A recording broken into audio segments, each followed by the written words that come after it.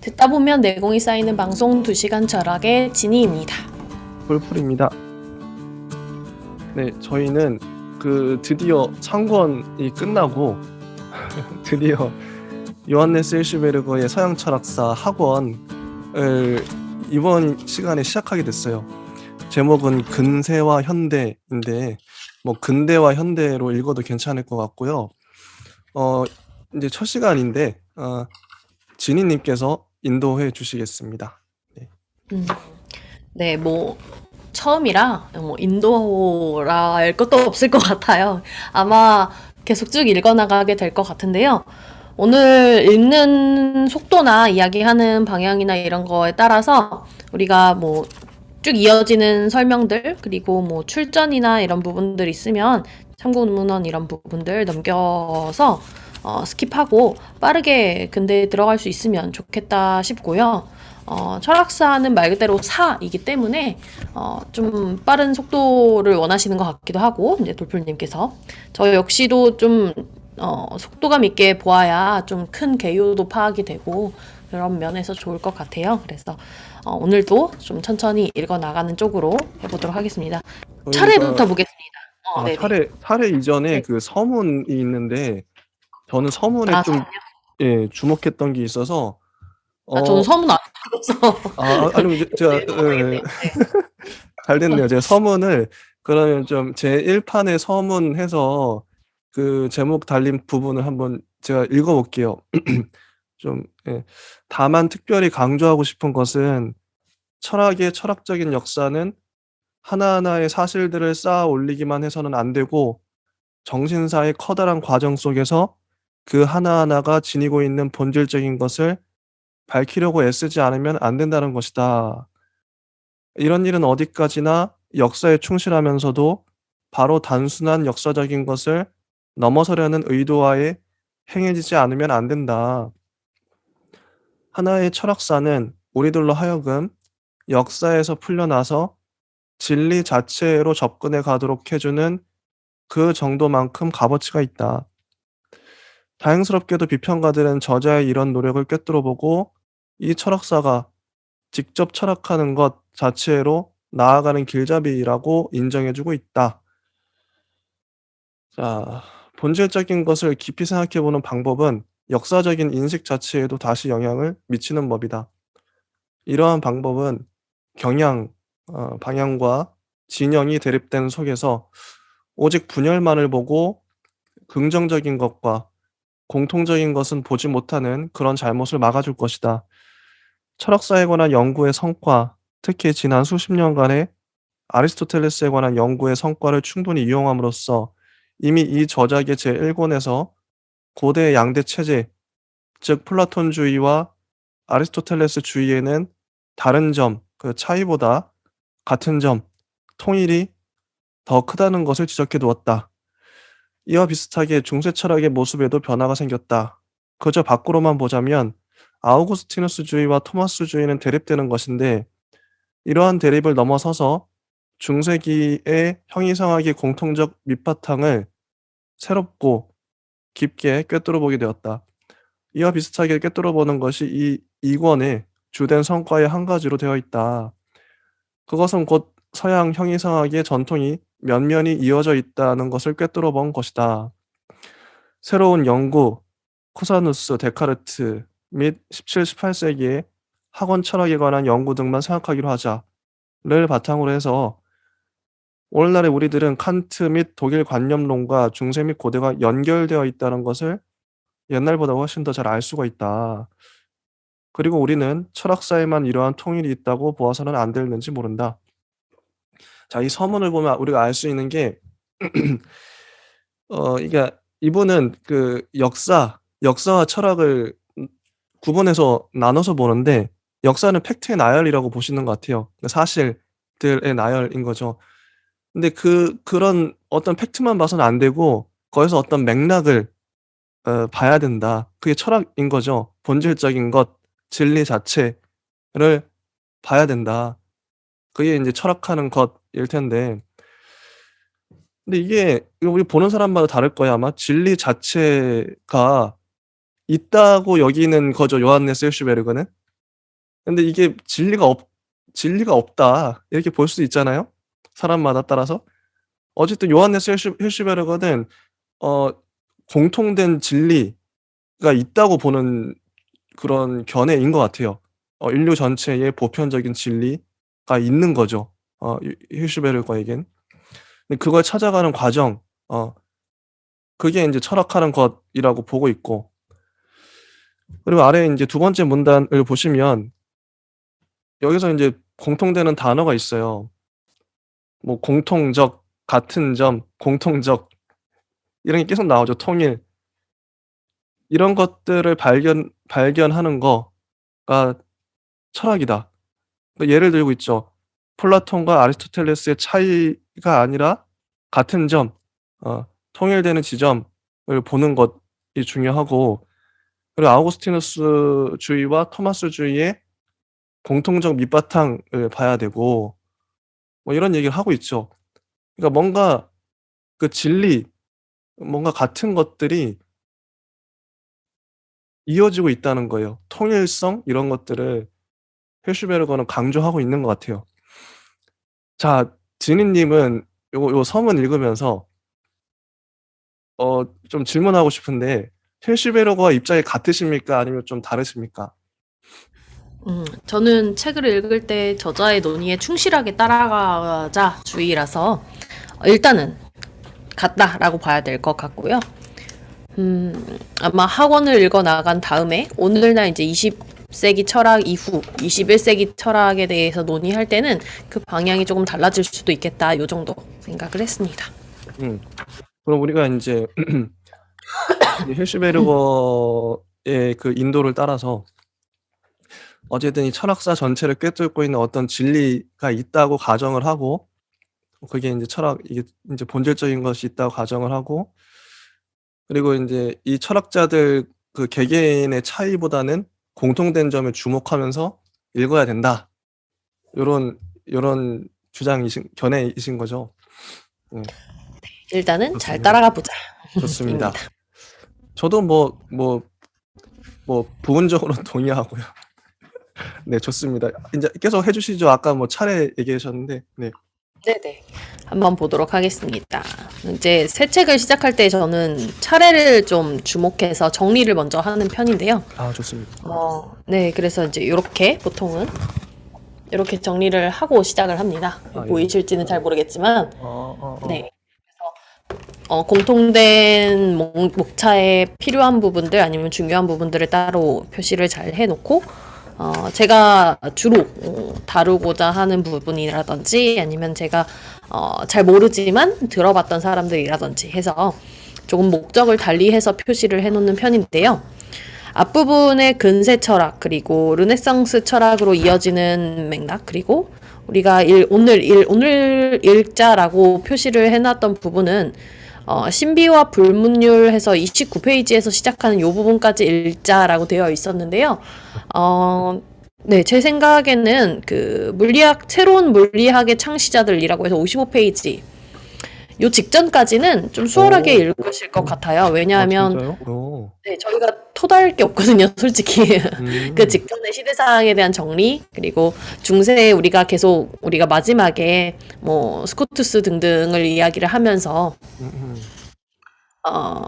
근대의 맹아들이다, 요런 부분, 요런 지점들이 근대성이다, 이렇게 계속 짚어냈던 부분들에 대한 정리, 그리고 그 정리와 더불어서 근대를 시작하는 배경, 요런 내용들이 쭉 이어지고 있어서 저희가 뭔가를 평을 한다기보다 쭉 읽어나가고 열심히 공부하면 충분히 따라갈 수 있을 것 같아서, 어쩌면 우리 둘이서 이렇게 쭉 읽어나가고 한마디 두마디 보태면서 쭉 진도를 빼도 괜찮을 것 같아요. 돌풀님이 어디까지 읽으셨나요? 와, 그럼 진도를 진짜 저도요, 원래는 이게요, 저도 읽으면서 들었던 생각이 지금 지니 님하고 똑같아요.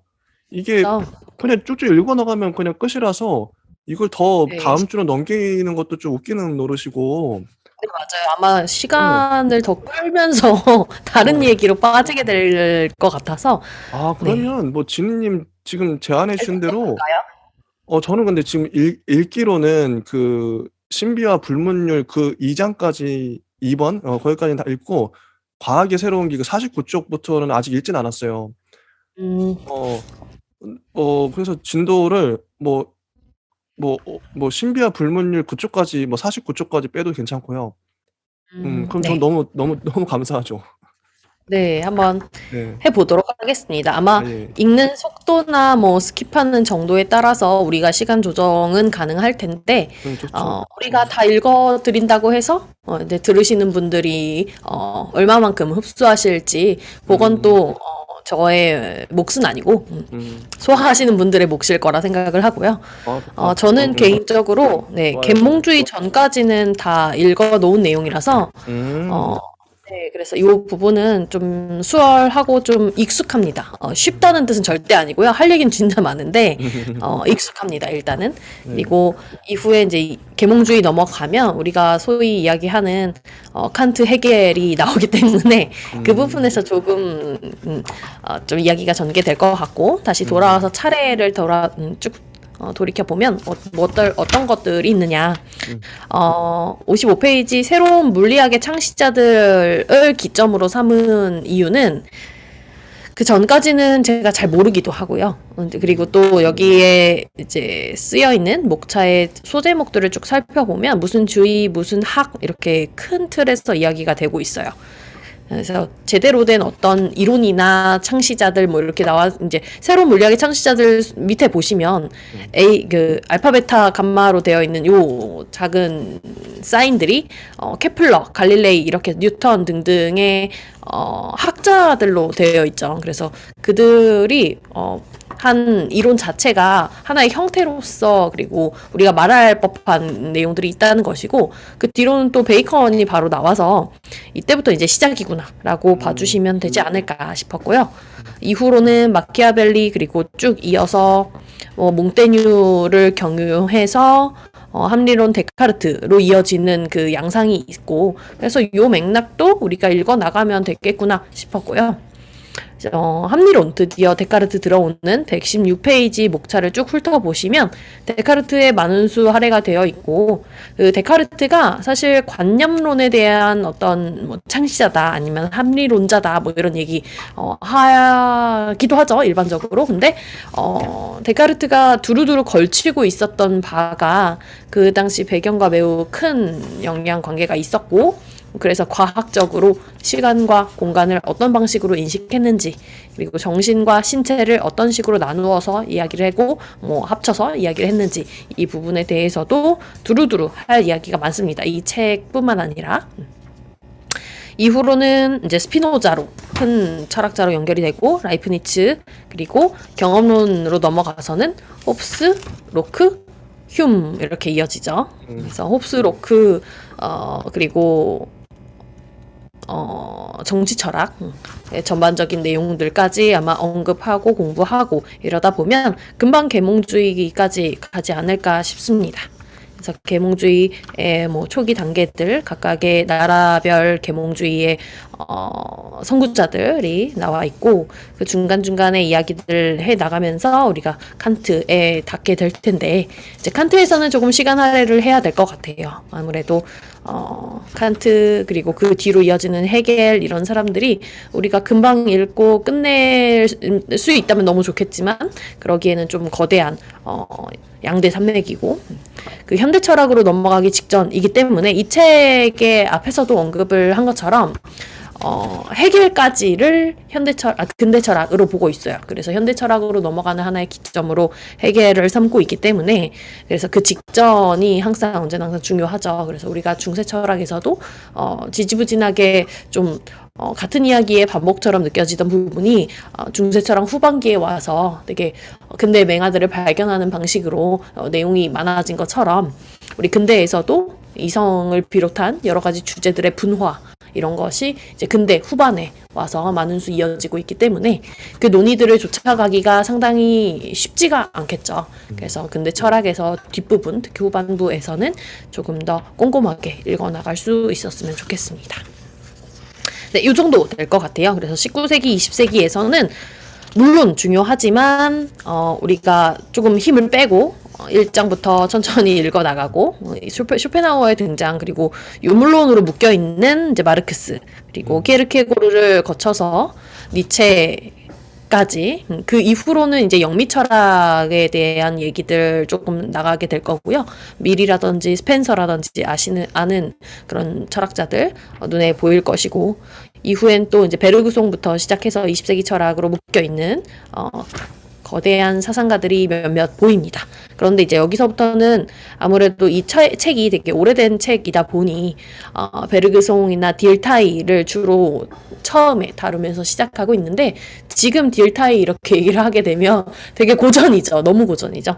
그래서 우리가 현대와 연관해서 좀 볼법하다라고 하는 사람들로는 물론 다 중요하겠지만 그 중에서도 특히 후설이나 이제 현상학에 입각해서 셀러나 아니면 뒤에 독일의 실존 철학의 야스퍼스나 아니면 하이데거, 사르트르 그리고 기호학으로 연결되는 이 지점이지 않을까 싶습니다. 그래서 여러 번의 전환 국면이 철학사와 비롯한 그런 인문 철학적인 거대 더 큰 맥락에서 여러 번의 전환이 있었는데요. 이제 거대 전환이 일어나는 지점이 여기에서 다루는 책의 끝자락이기도 하기 때문에 그 부분에서도 우리가 또 한번 빨리 넘어가야 할 부분과 조금 더 집중해서 논의해야 될 부분이 어떤 부분들인지 강조를 하면서 읽어 나가면 되겠습니다. 그래서 이제 종합적으로 서양 철학사 학원에서는 앞에 부분에서 계몽주의 직전까지는 좀 열심히 성실하게 쭉 읽어나가는 방향으로 물론 잠깐 멈출 수도 있겠지만 그런 지점에서는 정리해 나가는 과도기의 측면으로 보시면 되겠고 이후에는 계몽주의 이후에는 우리가 거대 철학사 안에서 주류가 되었던 이론가들을 중심으로 끝까지 읽어나가면 되겠구나. 그래서 자연스럽게 현대철학으로 넘어와서 오늘날의 관점에서 강조점을 두고 읽어나가자라고 요약할 수 있겠습니다.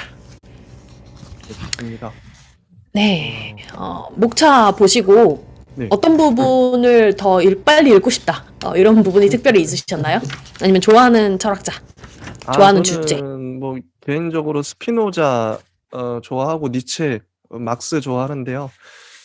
뭐 칸트도 좋고요. 뭐 아무튼 빨리 하고 싶네요. 할 분들이 너무 많아서요. 아니 뭐 지니님은 뭐 있으세요? 좋아하는 네. 저는 일단 맨 초반에 마키아벨리로 시작하는 이 마키아벨리, 몽테뉴 그리고 데카르트를 건너뛰어서 빨리 하고 싶은데요. 네. 홉스, 로크로 위시하는 그 정치 철학사의 맥락들을 저는 좋아해서 그 논의를 조금 더 다른 책들과 더불어서 읽어 나가고 싶고 칸트와 니체 그리고 헤겔, 하이데거 이런 거대한 철학자들의 논의는 제가 전집을 나와 있다면 구할 수 있다면 전집을 구매해서 같이 읽어 나갈 계획을 세우고 있습니다. 그래서 칸트나 니체 같은 경우는 전집이 나와 있죠. 있죠. 니체 전집 네. 있어요. 네. 네, 근데 헤겔과 하이데거, 헤겔은 제가 가지고 있는 게 전집인지는 모르겠지만 총서의 형태로 있어요. 그래서 그 부분 한번 이렇게 단편적으로 뽑아서만 보던 내용을 총서로서 총정리식으로 한번 읽어보고 싶고 특히 하이데거는 제가 제대로 읽어본 적이 거의 없어서 누구의 하이데거, 누구의 이렇게 주해서 형태의 오늘 현대 철학에서 해석해 놓은 부분들은 되게 많은데 그런 맥락으로 밖에 보지 않아서 원전을 접할 수 있다면 번역본이라도 네, 제가 한번 보도록 해보겠습니다. 이제 하나의 희망사항일 뿐이고요. 잘 될 수 있을지 모르겠어요. 너무 거대한 사람들이고요. 네, 책만도 뭐 몇십 권 돼서. 니체, 칸트, 헤겔 이런 분들은 제대로 읽으려면 몇 년이 걸릴지 모르겠는데. 맞아요. 그래서 제대로란 말을 절대 하지 않죠. 제대로 네. 읽을 감히 그런 생각을 해보진 않았고 일단은 정주행을 해보자. 네, 살아가면서 정주행을 하는 사람도 손에 꼽히죠. 네, 좋습니다. 이렇게 해보고자 합니다. 이제 근세 개념 들어가려고 하는데요. 쭉 읽어 나가면서 한 문단 한 문단 혹은 네. 한 페이지 한 페이지씩 걸러가면서 네. 네, 이야기를 정리하고 넘어가도록 하겠습니다. 중간중간에 재밌었던 부분 더 하실 거 있으시다면 자연스럽게 네, 말 치고 들어오셔도 괜찮으니까 네, 이야기를 요거는 제가 머리말에 근세의 개념이라고 해서 소제목이 나오는데요.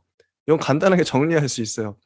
근세, 그러니까 근대에는 르네상스와 종교개혁에서 시작해서 해겔의 죽음까지로 끝난다. 요렇게 요약할 수 있겠죠. 네, 근데 19세기와 이 20세기는 사람의 현대 철학. 관점이죠. 음. 근데 여기서 질문이 인제 좀 질문이 생기는데 두 가지예요, 질문이. 르네상스와 종교개혁이 재밌는 게 르네상스와 종교개혁이 중세 이후에 도래했어요. 갑자기 어쨌든 도래한 이유가 있겠죠. 지니님은 왜 중세가 끝날 시점에 근대가 시작할 시점에 르네상스와 종교개혁이 왜 도래할 수밖에 없었나? 중세라고 그러면 아무튼 요게 질문이 하나고, 근데 두 번째, 근대를 해겔의 죽음까지로 봤는데 왜 왜? 하필 왜 해겔이야? 이건 책을 좀 읽어 봐야 알겠지만 요런 두 가지 질문이 저는 생기더라고요. 네. 지니님은 어떻게 보시나요? 혹시 먼저 정해 놓은 답이 있으신가요? 아니 뭐 저는 이게 지금 인제 책을 읽으면서 생각했던 건데 뭐 이게 인제 이 책을 안 봐도 르네상스와 종교개혁이 근대 시작이라는 건 아마 대부분의 사람들이 다 알 거예요. 근데 갑자기 궁금해지더라고요. 아니 그러니까 중세 이후에 이게 도래했다는 게 중요하잖아요. 중세라는 시점을 거쳐서 이게 왔는데, 근데 우리가 아는 중세에서는 중세에 어떤 요소가 있을지 모르겠지만 중세에서 갑자기 르네상스가 튀어나오고 종교개혁이 튀어나왔다? 아니 이런 생각을 할 수 있을 것 같아요. 종교개혁부터 얘기하면 워낙 그 카톨릭 뭐 카톨릭의 그 지배가 지배 기간이 너무 길었죠. 1000년 이상. 어 1000년 이상의 그 너무 오랜 시간 동안 지배를 하다 보니까 이 종교에 대한 반박이랄까? 좀 그런 것들이 사람들 안에 이제 꿈틀대고 있었던 것 같아요. 그래서 개신교가 튀어나온 거죠. 개신교는 카톨릭하고 약간 좀 다른데 그런 그래서 이거 뭐 르네상스도요. 어떤 고전으로 돌아가자, 뭐 그리스 문화를 다시 가져오고 이런 운동으로 알고 있는데, 그러니까 기존의 중세 문화, 이게 문화 혁명이죠 이거는 어떻게 보면 서양의 르네상스가. 그래서 기존의 문화가 너무 좀 낡고 오래돼서 이거에 대한 반박으로 르네상스가 도래한 게 아닌가? 그러니까 중세가 너무 오래돼서 사람들이 인제 지긋지긋한 거예요, 종교도 문화도. 그래서 이게 도래한 게 아닌가, 제 나름의. 이 두 개 거의 동시잖아요. 그리고 뭐 '근대가 왜 해결의 죽음까지인가.' 이거는 좀 저도 잘 모르겠어요. 그냥 그 저자가 임의로 해결을 잡은 건지 이건 잘 모르겠네요. 지니님은 어떠신지? 저도 그런 생각들인데요. 첫 번째는 단순히 '아 지겨워. 이제 신에 대한 얘기 너무 많이 했어.'라고 하는 개인들의 의견의 총합이라기보다는 그 시대적인 메시지가 바뀌어 가는 전환점이었고, 그것의 큰 증거로 교회의 권위가 낮아지고 계속 틈틈이 등장해 오던 과학기술에 대한 논의가 엄청 높아졌죠. 그래서 우리가 처음에 오늘 들어가면서 시작할 부분도 그에 관련이 되어 있을 텐데요. 그 직전까지 만약에 읽을 수 있다면 새로운 물리학자들이 등장하는 그런 시점이었다. 그래서 이제 그런 시대적인 시점, 관점이 있을 수 있고, 또 하나는 그 과학의 권위가 높아졌던 그 학문적인 전환의 시기와 더불어서 국가적인 힘이 되게 강력해지는 그런 시기였습니다. 그래서 근대에서는 근대의 헌법들이 각각 나라마다 혹은 그 문명권마다 좀 세워지고 체계가 지켜지고, 이제 본격적으로 어떤 정치, 국가 이런 것들이 구체화되는 하나의 시점이었기 때문에 그런 맥락에서의 종교에 대한 이야기는 조금 좀 낡게 느껴질 수 있었겠죠. 그래서 고대 그리스 역시도 이제 왕정의 쇠퇴 뭐 이런 것들을 겪어가면서 하나의 이론적인 흐름에 큰 변화를 갖고 오게 되었는데 우리의 철학사 역시도 근대를 나눠 놓은 이유도 아마 그러했을 것 같고요. 아마 또 하나를 찾자면 이제 두 번째 질문으로 넘어가서 현대 철학을 우리가 근대 철학을 왜 해겔까지로 보는가라고 말씀하셨던 건 다시 한번 이야기를 했을 때 현대 철학의 시작을 해겔 이후로부터 본다라는 말과 같은 이야기일 텐데 실제로 해겔 자신이 그렇게 이야기를 했다고 해요. 자기까지가 근대일 것이다. 이렇게 해겔이 본인이 그렇게 이야기를 했다라는 것을 기점으로 해서 그가 주장한 그런 사상들이 이제 이후와 이전으로 나눴을 때 어떤 오늘날의 우리 관점에서 혹은 오늘날보다 우리의 한 세대 앞선 그 20세기의 관점이 해겔 이후 나왔던 그런 논의들과 맞닿아 있다. 이런 맥락에서 당연히 유사했을 것 같고 그런 게 뭐가 있을까 생각을 해보면 뭐 유물론 대표적인 유물론자들이 있겠죠. 그래서 유물론에 입각해서 전개되었던 사상들 아니면 니체로 이어지는 키에르케고르로 이어지는 그런 형이상학의 관점들 그리고 존재론에 대한 다른 국면들이 사실상 본격 현대 철학을 열었다라고도 이야기할 수 있을 것 같습니다. 아마 각각의 이론가들이나 사상가들을 좀 경유해 보면서 그것을 직접 느껴야 하겠지만 대강은 이러할 것 같고요. 당장 이제 근대를 시작하는 관점에서 가장 중요한 키워드는 과학이다. 그리고 국가다. 이렇게 두 가지를 주목해서 보면 좋겠고, 그 이후에 이제 근대 철학을 마무리하고 현대 철학으로 넘어갈 때는 그 두 가지 또 다른 키워드, 형이상학과 존재론 두 가지에 입각해서 잘 정리를 하시면 아마 큰 틀에서 그 느낌이 무엇인지 따라가시면서 아실 수 있게 될 것 같습니다. 네, 괜찮나요? 네, 좋습니다. 네. 네, 머릿말에 근대 정신을 쭉, 여기선 근세라고 나옵니다. 근대 정신 한번 쭉 읽어보도록 하겠습니다.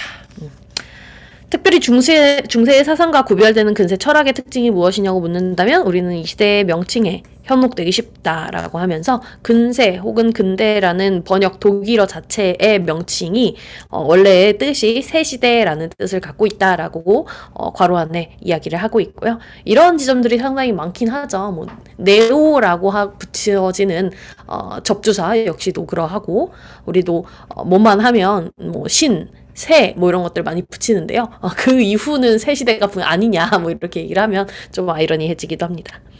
그래서 우리는 앞으로 드러나게 될 새로운 그리고 완전히 다른 철학 문제들 안에 그것이 무엇인지를 이제 우리가 파악해 봐야 될 텐데, 근데 근세의 본질적인 것이 있다고 본다. 이러한 견해는 우리 시대 초기 세계관적 종교적인 모순 대립들 속에서 혁신자들에 의해서 터잡히고 강조되어져 왔다. 그런데 정신적인 생명에 있어서는 하나하나 단계가 천천히 층을 이루고 생성의 뿌리가 얼핏 보기보다 훨씬 깊게 뿌리박고 있는 것처럼 여기서도 연구를 해보면 이제 나오죠.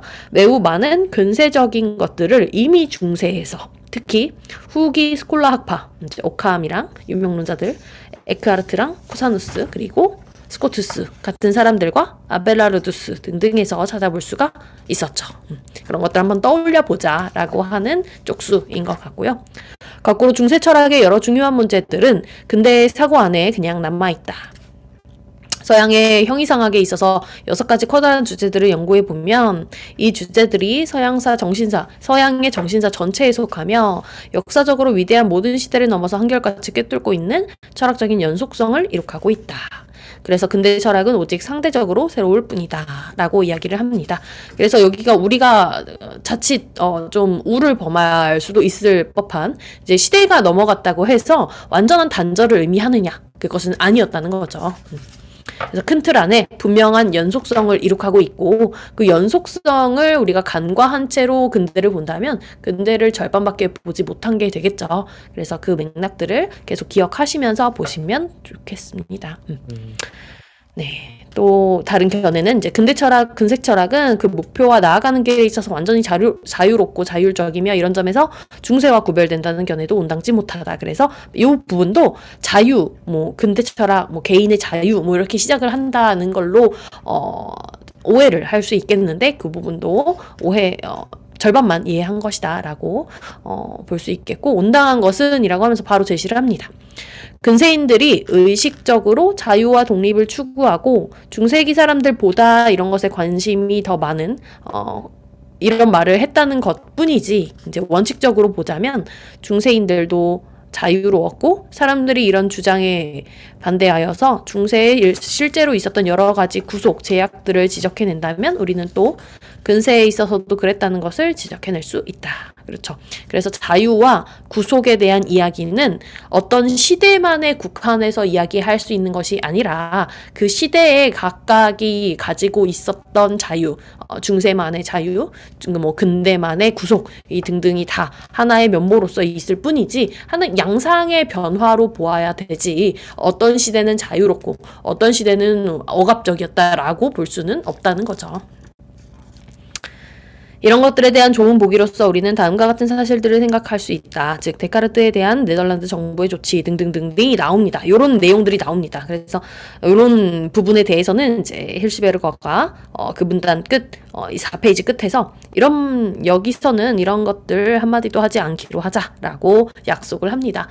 그래서 각각 어떤 되게 자유로운 혹은 새로운 이론을 펼쳐내는 이론가에게도 그 시대적인 억압이라든지 어려운 면모들은 언제나 있었어요. 그래서 그런 복합적인 양상들을 하나하나 따지고 보면서 이거 시대적인 억압이네, 이거 자유네, 뭐 이렇게 따지고 보면 뭐 아무로 생산적인 논의를 할 수 없다는 뜻이죠. 그래서 여기서 빼놓고 근세를 그 어떤 가치 개념들을 가지고 특징 지을 수는 절대로 없고, 이 가치 개념들은 이미 그것들이 시대적인 제약을 받을 가능성을 가지고 있다는 것만으로도 죽어나할 위험이 따르기 때문이다라고 밝히고 있습니다. 그래서 이거보다 더 바람직한 것은 이 부분이 중요하겠죠. 근세에 있어서의 사고의 분열을, 여기서의 사고의 분열 저는 동그라미 쳐놨는데요. 근세에 있어서 사고의 분열을 지적한다는 뜻. 그래서 이 시기 근세를 순수하게 기술적으로 그리고 가능한 중립적으로 특징 짓는 일, 이게 사실은 우리에게 또 중요합니다. 그래서 이제 지금 근대를 들어가는 마당에 이러한 분열들, 근세 철학 정신에게만 고유한 것인 것처럼 보이지만 그렇게 보면 안 된다라는 사실을 오늘부터 끝까지 기억해 가면서, 더 자세히 말하자면 이 분열은 고대에 있어서나 더욱이 중세에 있어서마저도 그렇게 심한 일은 없었다. 그래서 정도의 차이일 뿐이지 각각의 시대마다의 분열은 있었다는 거죠. 그러나 근대 와서는 근세 문화의식의 분열이라고 일컬어지는 것이 생기고 이것이 점점 더 발전해가게 되었다. 하나하나의 민족국가들, 아까 이제 여쭤보셨던 부분들인데요.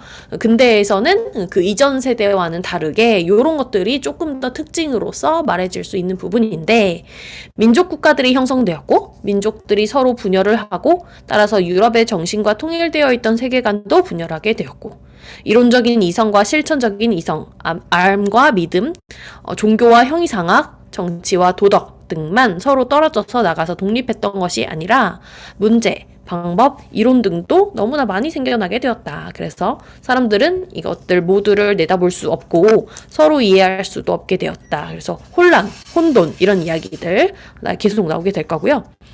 그리고 철학에 관한 회의들은 바벨탑을 쌓을 때처럼 언어의 혼란을 겪었고, 저는 여기서 언어를 동그라미 쳐놨습니다.